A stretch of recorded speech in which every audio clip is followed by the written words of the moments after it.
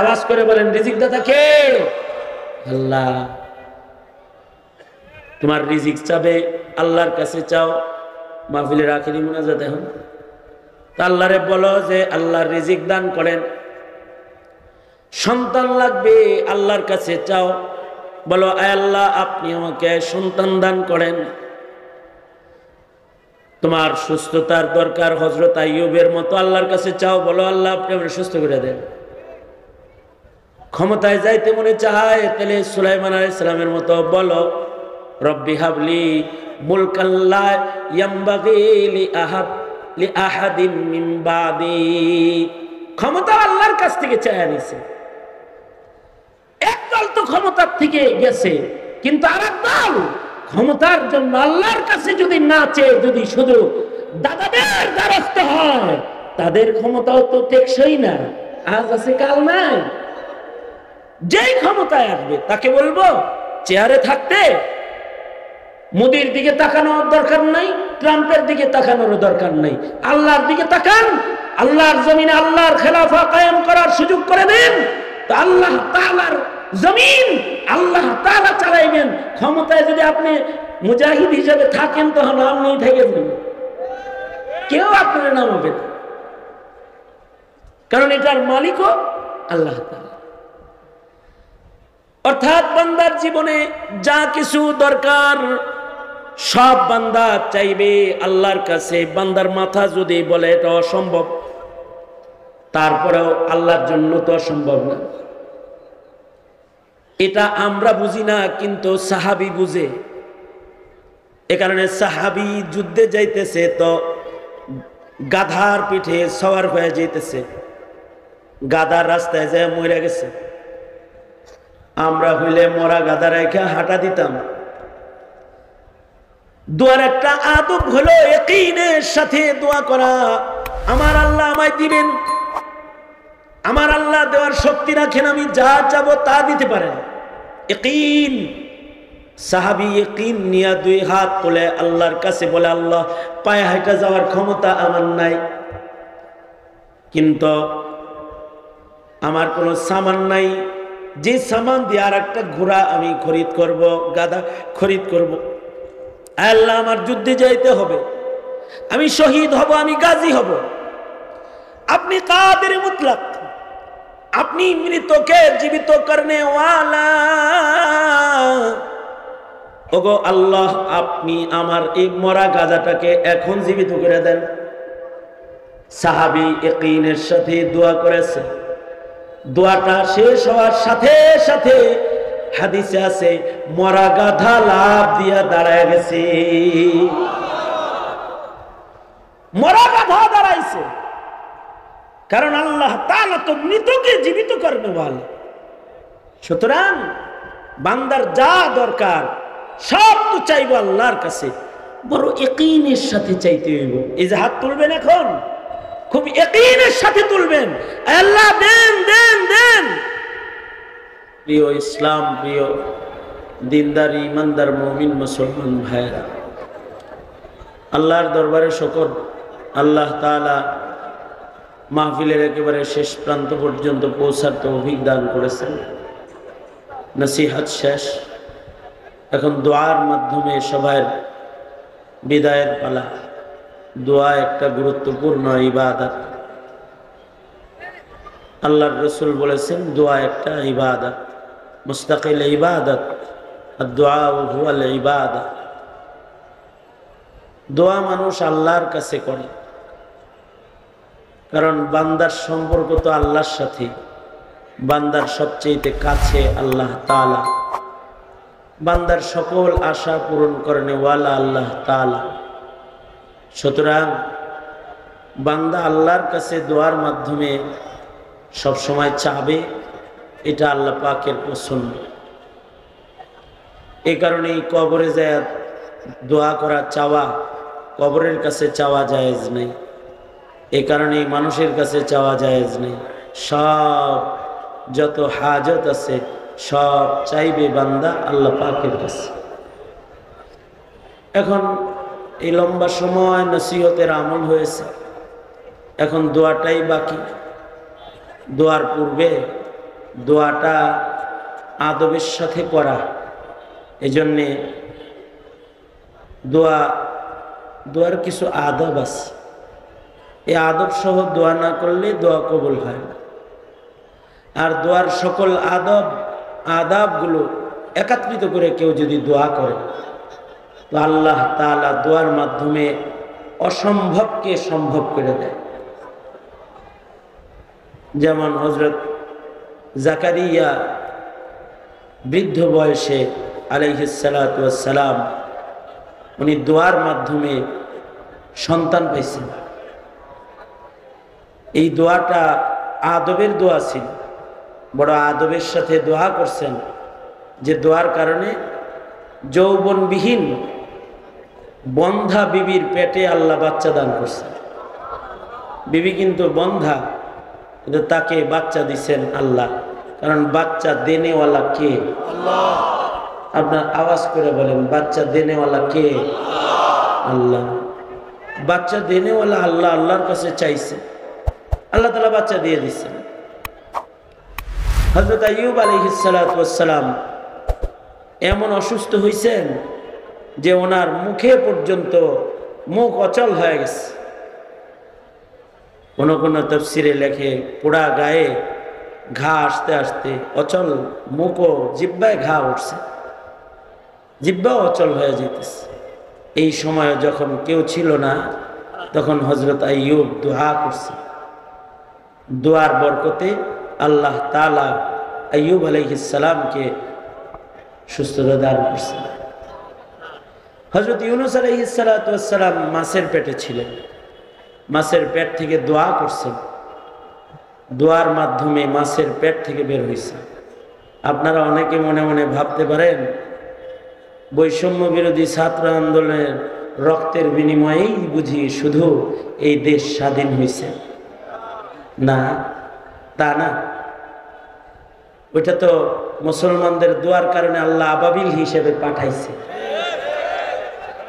আলেম ওলামারা যে জেলখানায় দোয়া করছে, আর নামাজিরা যে সেজদারত দোয়া করছে, আল্লাহ যে জালেম আলেমদের উপর অত্যাচার করে তাকে হটাও, দোয়ার কারণে আল্লাহ হটাই দিচ্ছে। কারণ আল্লাহ তাআলা তো সবকিছু করে নেওয়াল, বান্দা অক্ষম, এই কারণে বান্দার দোয়া করা লাগে। হাসিনাও অক্ষম, হাসিনা যদি সক্ষম হইতো তাহলে যা রান্না করছে ওগুলো খায়া যেতে পারত।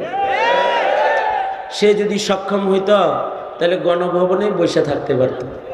সে অক্ষম। সক্ষম কে? আওয়াজ করে বলেন, সক্ষম কে? আরো জোরে করে বলেন, সক্ষম কে? আল্লাহ খুশি হইব। সক্ষম তো আল্লাহ, সব অক্ষম। ট্রাম্পের দিকে চাইতে থেকে লাভ নাই দিদি, কারণ ট্রাম্প অক্ষম। জোরে বলেন, সক্ষম না অক্ষম? হ্যাঁ, অক্ষম। মোদি দাদুর কাছে আছে, লাভ নাই। আল্লাহর কোলে থাকলে লাভ। মোদি দাদু অক্ষম, সক্ষম কে? জোরে বলেন, আরো জোরে আওয়াজ করে বলেন, সক্ষম কে? আল্লাহ। আমি মাঝে মাঝে কল্পনা করি, হাসিনা যদি হুজুরদেরকে ধইরা জেলে বইরা মানুষরে ফাঁসি দিয়া গুলি করে রাজপথে মানুষ মাইরা যে তার সক্ষমতা দেখাইছে, যে আমার শক্তি দেখ তোরা কি, শাপলা চত্বর লাল করে নিজের শক্তি দেখাইছে, গুলি করতে ভয় করি না, মানুষ মারতে ভয় করি না, শক্তি আছে আমার, শক্তি দেখাইছে। এইটা দেখায় যদি কোন রকম গণভবনে একটু বসে থাকতো, গণভবনে যদি বসে থাকতো তাহলে কি হইতো? আমি যখন গণভবনের পাশ দিয়ে গাড়ি নিয়ে যাই আর আসি, তখন গণভবন তাকায় দেখি কি আল্লাহ তাআলা ছাত্র জনতারে দিয়া গণভবনের ডবল গাঁথনির ইট খোলায় ফেলছে। তখন আমার মনে হয় হাসিনা যদি থাকতো তাহলে কষায় যেমন চামড়া ছিলে পশুর, চামড়া ছিলে ফেলতো, হাসিনা চামড়া ছিলে ফেলতো। আল্লাহ বাঁচাইছে, সে যে অক্ষম বুঝতে পারছে, বুঝে আসে না, হেলিকপ্টারে উঠে পড়ছে। বুঝা থাকলে জোরে বলেন, সক্ষম কে? আরো জোরে বলেন, যার কাছে সব আছে তিনি কে? বান্দার কাছে সব নাই, আল্লাহর কাছে, মোদির কাছে নাই, ট্রাম্পের কাছে নাই, ডক্টর ইউনূস সাহেবের কাছে, ডক্টর সাহেব মাননীয় প্রধান উপদেষ্টা আপনার কাছেও কিন্তু কিছু নাই, হাসিনার কাছেও ছিল না, আপনার কাছেও নাই। সুতরাং 17 কোটি মুসলমানের মাটিতে কখনো আল্লাহর দ্বীন, ইসলাম, কোরআন, সুন্নাহর খেলাফ কোনো কিছু করার চেষ্টা করবেন না, তাহলে দেখবেন হাসিনার মতো পালান লাগতেছে, কারণ আপনিও সক্ষম না। सरापा आजिज़ी होने ने बंदा कर दिया हमको, सरापा आजिज़ी होने ने बंदा कर दिया हमको, वगरना हम खुदा होते जो दिल बे आरज़ू होता, वगरना हम खुदा होते जो दिल बे आरज़ू होता। যদি আমাদের অক্ষমতা না থাকতো তাইলে আমরা খোদা হয়ে যেতাম, নমরুদের খোদাই সাবিত হয়ে যেত। কিন্তু নমরুদ অক্ষম, তাই ল্যাংড়া মশলা ওরে বরবাদ করে দিয়েছে। ফেরাউন অক্ষম, এ কারণে তাকে নীল নদের পানি ডুবায় দিয়েছে। ক্ষমতাধর যারাই আসে তারা অক্ষম, কোনো না কোনো উপায় আল্লাহ তাআলা আল্লাহর ক্ষমতা দেখায় দেয়। এ কারণে বুদ্ধিমান সব সময় যা চায় সব আল্লাহর কাছে চায়। এই দেশের আলেমরা কোটা বিরোধী আন্দোলনও করে নাই, তালবে ইলমরাও করে নাই, ইমানদাররাও করে নাই। হ্যাঁ, কোটা বিরোধী আন্দোলন যারা করেছে তারা তাদেরকে সমর্থন করেছে, কিন্তু এর প্রবক্তা এদেশের আলেম ওলামা না। কোটা দিয়ে কি হইব? কোটা চাকরি হবে। কারণ এদেশের ওলামায়ে কেরাম, ছাত্র তোলাবা জানে সরকারি চাকরির জন্য সরকারের কাছে আন্দোলন করে লাভ নাই, কারণ রিজিকের মালিক চাকরি না, রিজিকের মালিক কে? আরো জোরে আওয়াজ করে বলেন কে? আল্লাহ। এ পর্যন্ত সনদের স্বীকৃতি পেয়েছে কবে? আজ পর্যন্ত ছাত্রদের কোনো মানববন্ধন পাইছেন যে চাকরি চাই, চাকরি চাই না, রিস্ক দেখে।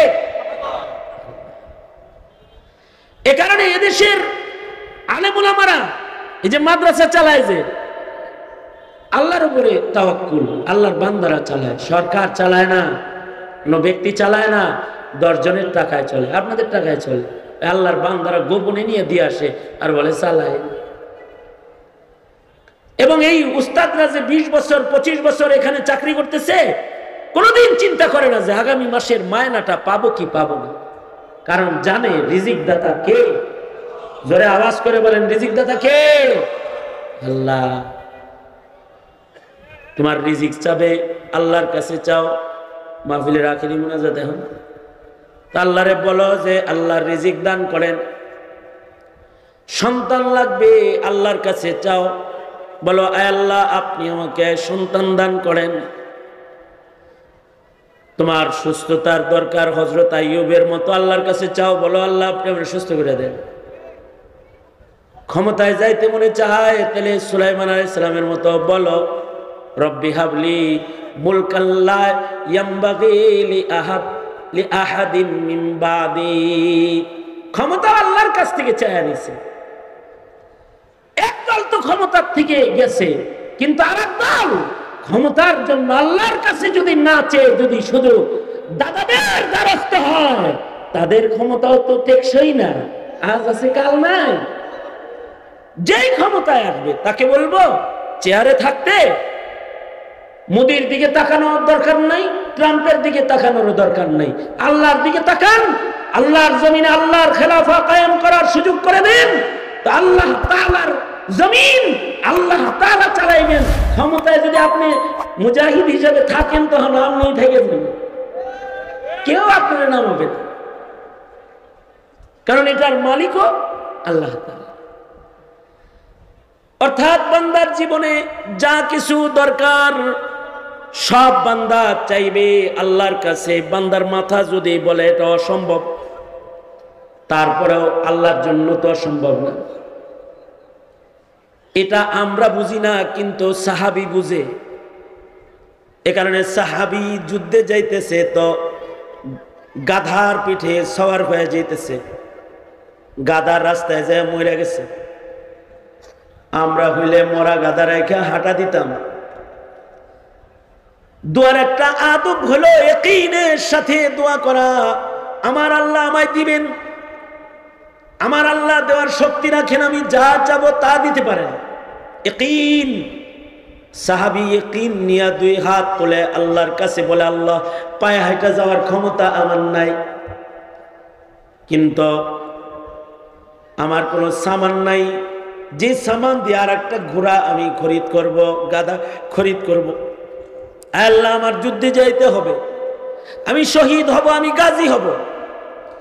আপনি কাদের মুতলাক, আপনি মৃতকে জীবিত করনে ওয়ালা। ওগো আল্লাহ, আপনি আমার এই মরা গাধাটাকে এখন জীবিত করে দেন। সাহাবী ইয়াকিনের সাথে দোয়া করেছে। দোয়াটা শেষ হওয়ার সাথে সাথে হাদিসে আছে মরা গাধা লাফ দিয়া দাঁড়ায় গেছে। মরা গাধা দাঁড়াইছে, কারণ আল্লাহ তাআলা তো মৃতকে জীবিত করবে বলে। সুতরাং বান্দার যা দরকার সব তো চাইবো আল্লাহর কাছে, বড় ইয়াকিনের সাথে চাইতে হইব। এই যে হাত তুলবেন এখন, খুব ইয়াকিনের সাথে তুলবেন, আল্লাহ দেন দেন দেন। আল্লাহ যদি দেয় তো দেখবেন অনাকাঙ্ক্ষিত বরকত পাওয়া গেছেন। একটা ঘটনা শুনেন 2 মিনিটে, তারপরে দোয়াটা করি। মিশরে 4 মুহাদ্দিস ছিল, 4 জনের নাম ছিল মুহাম্মদ। এই 4 জনে সংকল্প করলো যে আমরা আমাদের সিনায় যে ইলম আছে এটা যদি সিনায় লয়ে কবরে যাই, তাই তো ইলম কবরে চলে গেল, এটাকে নবীর উম্মতের জন্য একটু জমিনে রাইখা যাই। কেমনে রাখবো? আমরা কিছু ইলম এটা কাগজে লিখে যাই, হাদিসগুলো লিখে যাই। এই যে আলেম ওলামা যারা মাদ্রাসায় পড়ায়, এদের দান্দা হলো আমার ইলমটা যেন আমার সাথে কবরে না যায়। এই ছাত্রগুলারে পাগড়ি দেওয়া হয়েছে না, ওদের সিনায় ইলম ঢুকায়া দিয়া এই উস্তাদ কবরের যাত্রী হইতেছে, মনে শান্তি। আল্লাহ ইলম দিছিলা, সব কবরে লয়ে আসি নাই, ওগর ওগর সিনায় রেখেছি, আল্লাহ এটা তুমি কবুল করবে। এটা এই সকল আকাবিরদের দিলের ভেতরে এগুলো থাকে। এই 4 মুহাদ্দিসের দিলের ভিতরে এটা আইছে, ইলম লয়া যদি কবরে যাই, কবরে গেল গা, ইলমটা কাগজে লেখা যাই। উপন্যাস লেখা আর ইলম লেখা এক জিনিস না। উপন্যাস লেখা আর ইলম লেখা কি এক জিনিস? ইলম লেখা কঠিন জিনিস। এ কারণে ইমাম বুখারী এক একটা হাদিস লিখতে যায় 2 রাকাত নামাজ, গোসল, পবিত্র পোশাক পরে, মুরাকাবা করে, তারপরে কলম কাগজ হাতে নিয়ে তারপরে লিখছেন। এটা তো আল্লাহ পাকের নূর, ইলম আল্লাহর নূর। লিখতেও তো সময় লাগে। তারপরে আগের জমানা কাগজ কলমও তেমন নাই, বাঁশের কলম দোয়াতে ঢুকায়া কাগজে কলম রেখে তারপরে লিখতে হয়। 4 জনের লেখা শুরু করছে। কয়দিন লিখতে লিখতে টাকা পয়সা যা আছে শেষ, খানা দানা শেষ, না খায় তো লেখন যায় না। ক্ষুধার যন্ত্রণায় কি মানুষ বাঁচে? ক্ষুধার যন্ত্রণায় তো মানুষ মরে। খাইতে হইব না? এখন 4 জনে বুদ্ধি করে, খামো কি? এই 2 হাত উপরে তোলেন, উপরে তোলেন। যারা যাওয়ার গেছে, আপনারা তো রয়ে গেছেন, এবার ওয়াজ অত তাড়াতাড়ি শেষ করতেছি না, এত সোজা না। বসেন বসেন। না হাত তুলে আবার ভয় পায় না, 1 ঘন্টা বসায় রাখার নিয়ত নেই। সোজা করেন, সোজা করেন, আঙুল খোলেন, নাড়াচাড়া দেন, জবান খুলেন, আওয়াজ করে চিৎকার করে বলুন সুবহানাল্লাহ, জোরে আওয়াজ করে বলুন আলহামদুলিল্লাহ, লা ইলাহা ইল্লাল্লাহ। আওয়াজ করে আল্লাহর বড়ত্ব বর্ণনা করে বুলন্দ আওয়াজে বলুন আল্লাহু আকবার। আরো জোরে বলুন আল্লাহু আকবার। এই যেমন আমার সাথে ছিলেন, এদিকে থাইকে কথা শুনেন, চারজনে বুদ্ধি করতেছে, খানা দানা কিছু নাই, থাকমু কেমনে, লেখমু কেমনে। চারজনে মিলে বুদ্ধি করল যে আমরা ডেলি 3 জনে লেখমু আর 1 জন বাজারে কামলা দিমু, কামলা দিলে যে টাকাটা পামু এটা 4 জনে মিলে খামু, আবার পরের দিন 3 জন লেখমু, আর একজন কামলা দিতে যামু, তারপরের দিন আর একজন যামু, 3 দিন পর পর একজনের কামলা দেওয়ার ডেট আসবে, ওই দিনটা হবে উপার্জনের দিন, আর বাকি 6 দিন হবে আমাদের লেখার দিন। এই পালা বদল করে করে লেখো। সুন্দর পরামর্শ করছে না? হ্যাঁ, এ কারণে মুহতামিম সাহেব যিনি থাকে উনি খুব বেশি দশ দিতে পারে না। মুহতামিম সাহেব কইছে না যে মুরাদ মাঝে চালাইতে যায় আমার মাথা চুল পেয়ে গেছে, চুল পাকবো না, বুড়োও পাকবো মিয়া। কি লেগা? কারণ এই 21-22 জন উস্তাদ অথবা 36 জন উস্তাদ, কিতাব বিভাগ সহ 45 জন স্টাফ, একটা দাওরায়ে হাদিস মাদ্রাসা, এদের বেতন সবাই নিশ্চিন্ত মনে পড়াইতেছে। মাসের 1 তারিখ হলে কইব মুহতামিম সাহেব আসসালামু আলাইকুম। ওনারা তো খেদমত করতেছে, বুঝাটা কার গারে? এই বুঝা কার গারে? এটা সবাই জানে, বুঝা মুহতামিমের গারে। এই কারণে টাকা নিয়ে কারি সাহেবের কাছে দেয় না, মুহতামিমের কাছেই দেয়, ঠিক না? 3 জনে লিখবে, কিন্তু বুঝা হলো 1 জনের গারে। যিনি কামলা দিব তার গারে 1 দিনের বোঝা। কামটা কিন্তু সুজা, যদিও 3 জনের বোঝা, কামাইব 1 জন, খাইব 4 জন। সমস্যা কি? আপনাদের ঘরে 1 জন কামাই করে 10 জন খায়, এমন আছে না?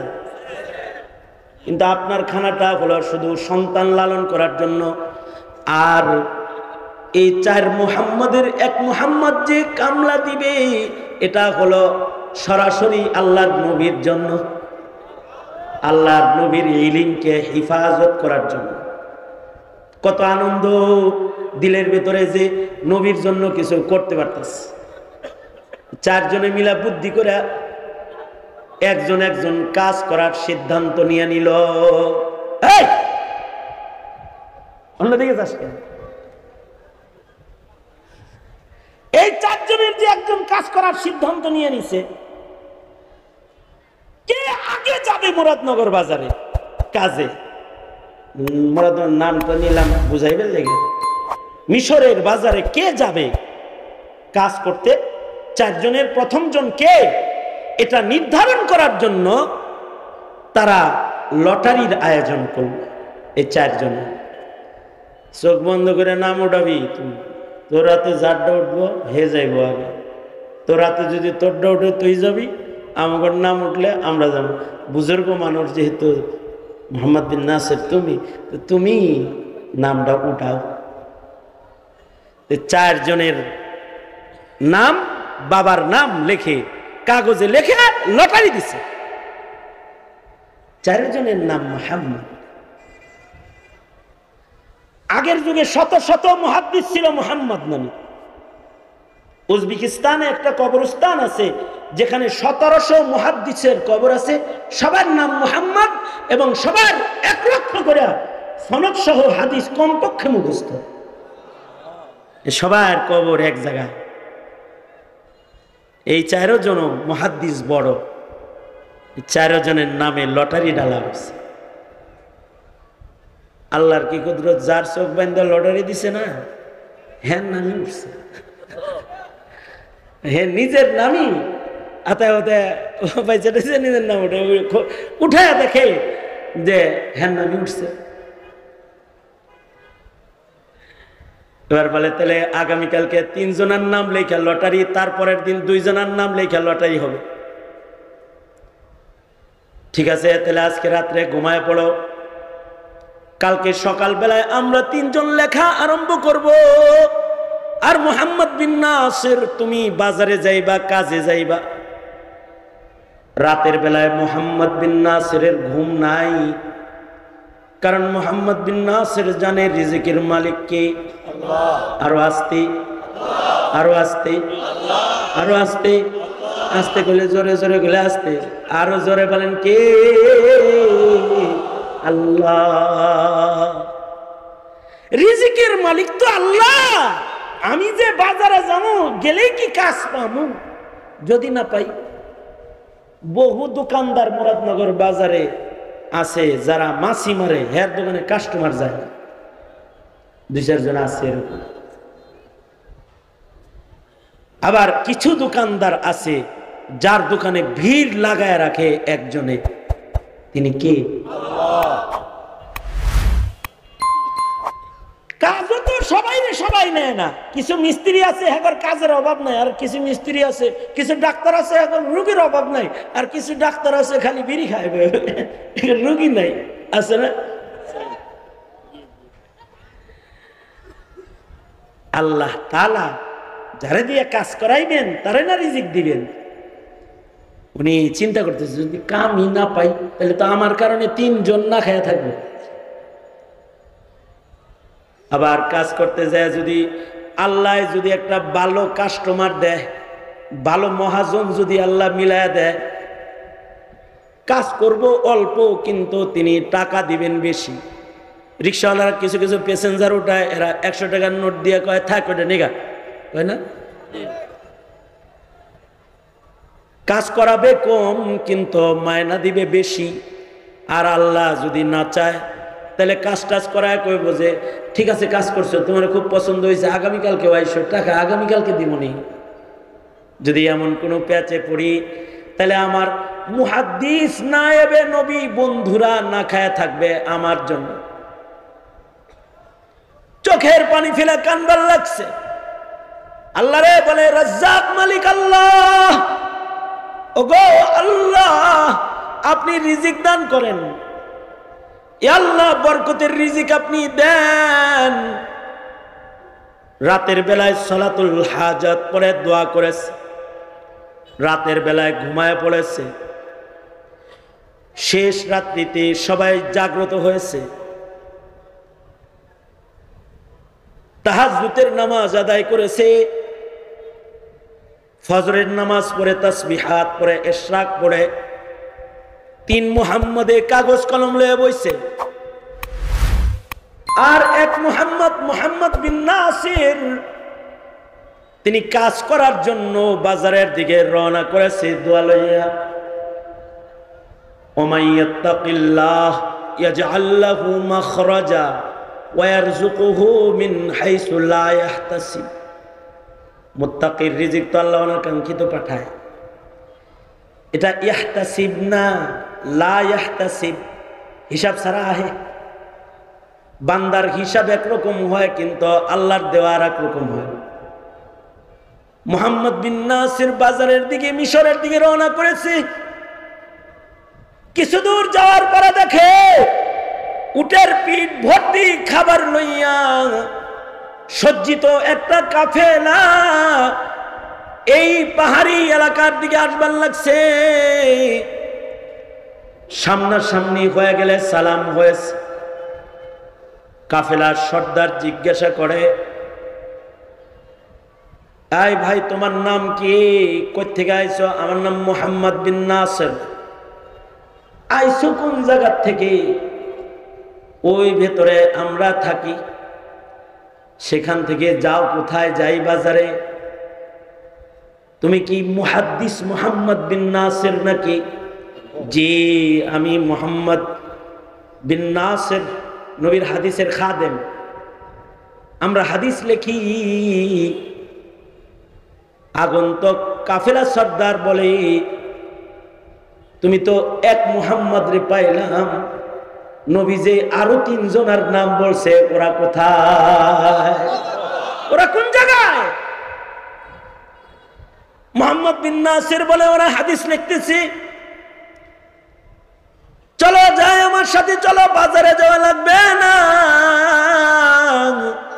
আরে রাতের বেলায় সরওয়ারে দু আলাম মুহাম্মাদুর রাসূলুল্লাহ সাল্লাল্লাহু আলাইহি ওয়াসাল্লাম এসে আমাকে বলেছে, আমি মিশরের বাদশাহ আহমদ, আমাকে নবীজি নির্দেশ করেছে তোমরা নবীর ইলমের খেদমত করবা, নবীর নির্দেশ, আমি তোমাদের খেদমত করব। খাবারের চিন্তা তোমার না, থাকার চিন্তা তোমার না, খেদমত করার চিন্তা ফিকির তোমার, তোমার খেদমত করার জিম্মা হলো আমি আহমদের। কোন কোন সময় মাদ্রাসাগুলোতে রাতের বেলায় মুহতামিম সাহেব কান্দেন, আগামীকালকের বাজার কিভাবে হবে,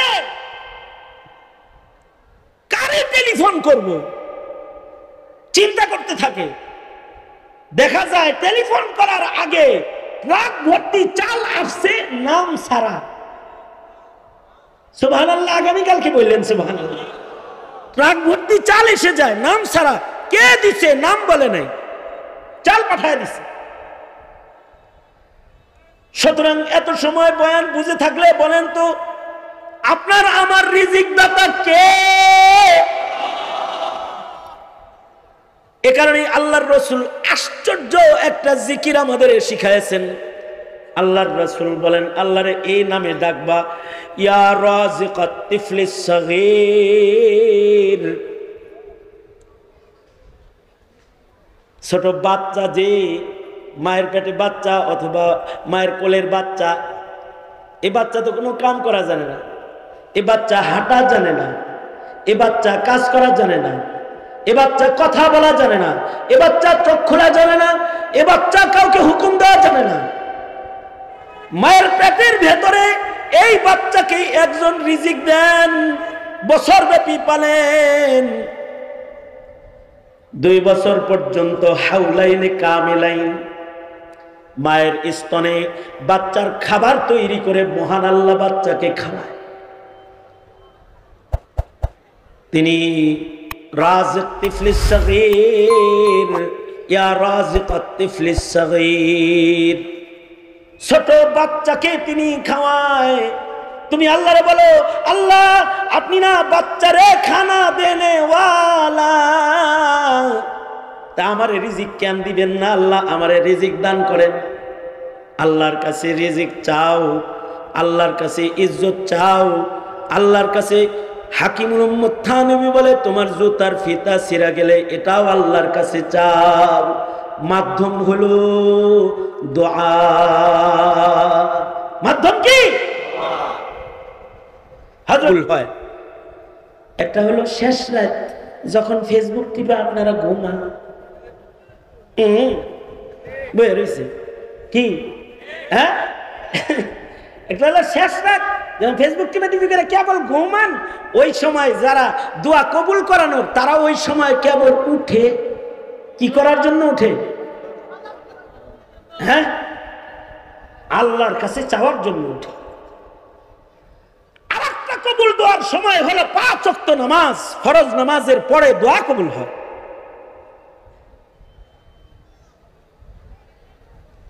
পাঁচ ওয়াক্ত নামাজ আর কোনদিন কাজা হবে কারণ? কার কার হইব না ইনশাআল্লাহ? 71 সুস্কে আপনি বাড়ি দেবেন, দোনো হাত তুল, দোনো হাত। কি জন্য? কারণ আমার যা লাগবে এটা আল্লাহর কাছ থেকে চাই নিতে হইব, তো এই জন্য কি করতে হইব? নামাজ পড়তে হইব, নামাজ পড়তে হইব। দলের কিছু খাও, এজন্য এত কিছু করে বেড়াও, আর আল্লাহটা খাইবা, আল্লাহটা করবে না। শুধু করেন বলেন, ইয়া আল্লাহ ওয়াদা করিতেছি আর কোনদিন নামাজ কাজা করব না। ইয়া আল্লাহ ওয়াদা করিতেছি রাতের বেলার নামাজ পড়ার চেষ্টা করব, অর্থাৎ তাহাজ্জুদ, ইনশাআল্লাহ, ইনশাআল্লাহ। আলহামদুলিল্লাহি রাব্বিল আলামিন, والصلاة والسلام على سيد الأنبياء والمرسلين محمد وعلى آله وأصحابه أجمعين. ربنا ظلمنا أنفسنا وإن لم تغفر لنا وترحمنا لنكونن من الخاسرين. ফেলিয়ে না দিও মাওলা, ফেলিয়ে না দিও, গুনাহ যত করেছি আমরা ক্ষমা তুমি করিও। বান্দা আছে বন্দিগি নাই, শেষ করেছি জিন্দেগি, আখেরাতের বিচার দিনে এ পাপীদের উপায় কি? রহমান রহিম নামে নিয়েছি আল্লাহ তোমায় মানিয়া, কেমন করে আমাদের তুমি জাহান্নামে ফেলিবা?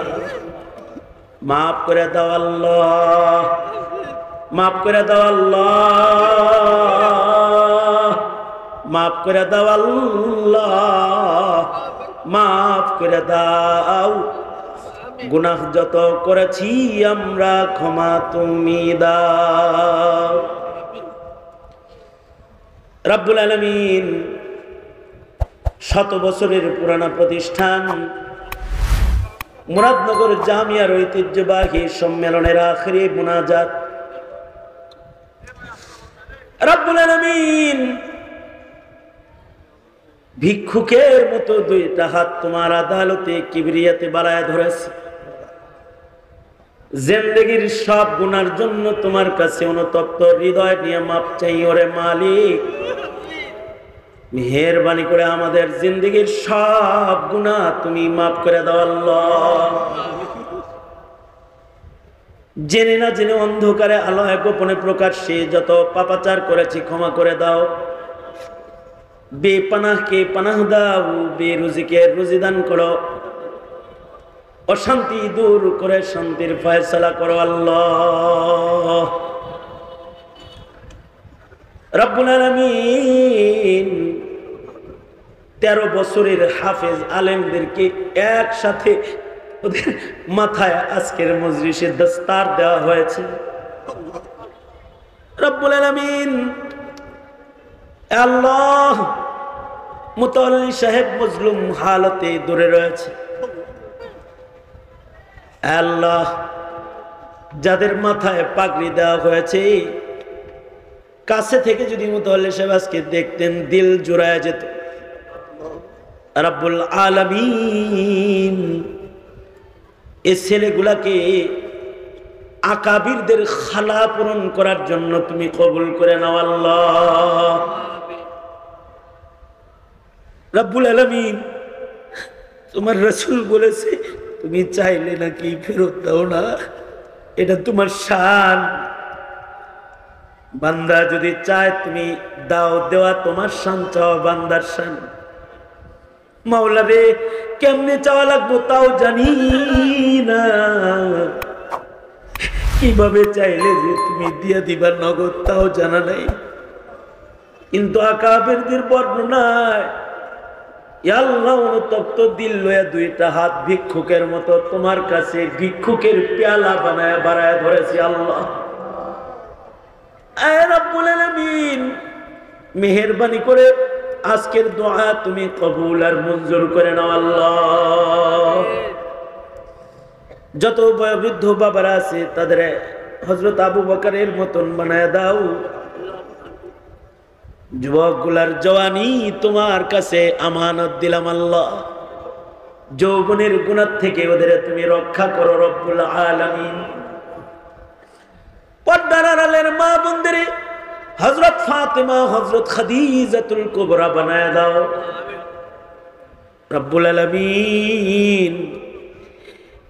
জিন্দেগীর এমন কোন মুনাজাত বাদ দেই নাই যেই মুনাজাতে মা বাবার কথা বলি নাই।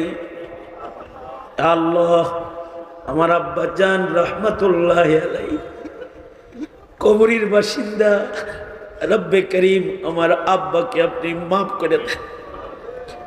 আমার মতন যারা বাপ হারা রয়েছে, নিজের হাতে যারা নিজের বাবাকে কাফন পরাইছে, নিজের হাতে যারা নিজের বাবার লাশ কবরে নামাইছে, রব্বুল আলামিন এ আল্লাহ, অনেকে আছে মায়ের লাশ কবরে নামাইছে, অনেকে আছে মা বাবা দুজন হারায় ফেলেছে, দুয়ার ভান্ডার গুলারে কবরে নামায় ফেলেছে। রব্বুল আলামিন যাদের পিতা মাতা কবরের জগতের বাসিন্দা হয়ে গেছে, এ মকবুল মঞ্জুর জামিয়ার সম্মেলন থেকে তোমার কাছে দরখাস্ত, আল্লাহ গো, আব্বা আম্মার কবরে আযাব দিও না আল্লাহ।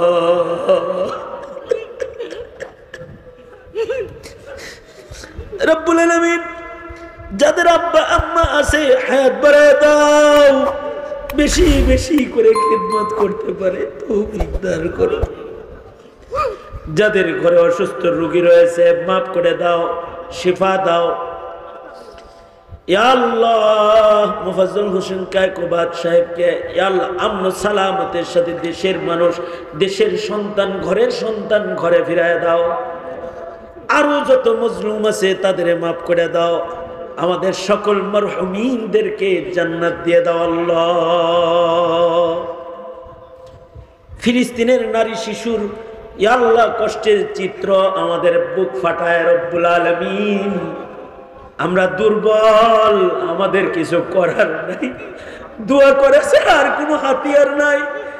আল্লাহ ফিলিস্তিনকে আজাদ করে দাও আল্লাহ, মসজিদুল আকসাকে আজাদ করে দাও রব্বুল আলামিন।